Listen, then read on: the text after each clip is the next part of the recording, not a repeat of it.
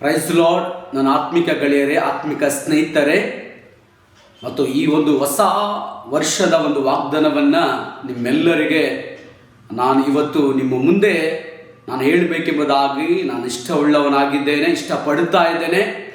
ಮತ್ತು ಈ ಹೊಸ ವರ್ಷದ ಒಂದು ವಾಗ್ದಾನ ಕೊಲೆಸದವರಿಗೆ 3ನೇ ಅಧ್ಯಾಯ 16ನೇ ವಚನ, ಕ್ರಿಸ್ತನ ವಾಕ್ಯವು ನಿಮ್ಮಲ್ಲಿ ಸಮೃದ್ಧಿಯಾಗಿ ವಾಸಿಸಲಿ ಎಂಬುದಾಗಿ.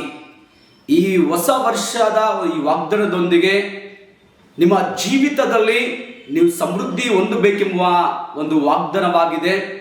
2026ನೇ ವರ್ಷದ ವಾಗ್ದಾನ ಇದು. ನಿಮ್ಮ ಜೀವಿತದಲ್ಲಿ ಸಮೃದ್ಧಿಯಾಗಿರಲಿ, ನಿಮ್ಮ ಕುಟುಂಬದಲ್ಲಿ ಸಮೃದ್ಧಿಯಾಗಿರಲಿ, ನಿಮ್ಮ ವ್ಯಾಪಾರದಲ್ಲಿ ಸಮೃದ್ಧಿಯಾಗಿರಲಿ, ನಿಮ್ಮ ಕೆಲಸದಲ್ಲಿ ಸಮೃದ್ಧಿಯಾಗಿರಲಿ.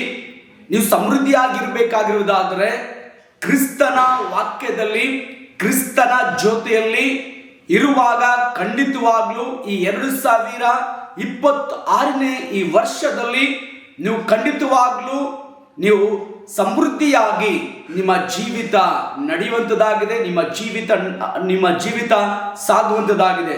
ಮತ್ತು ಈ ವಾಗ್ದಾನವನ್ನ ನೀವು ಬಲವಾಗಿ ನಂಬಿ ವಿಶ್ವಾಸಿಸಿ ಈ ವಾಗ್ದಾನವನ್ನ ಹಿಡಿದುಕೊಂಡು ನಡ್ರಿ. ಖಂಡಿತವಾಗ್ಲೂ ದೇವರು ನಿಮ್ಮನ್ನ ಸಮೃದ್ಧಿಯಾಗಿ ನಡೆಸುವರಾಗಿದ್ದರು. God bless you. ಕರ್ತನ ನಿಮ್ಮನ್ನು ಆಶೀರ್ವಾದ ಮಾಡಲಿ. ಆಮೆನ್.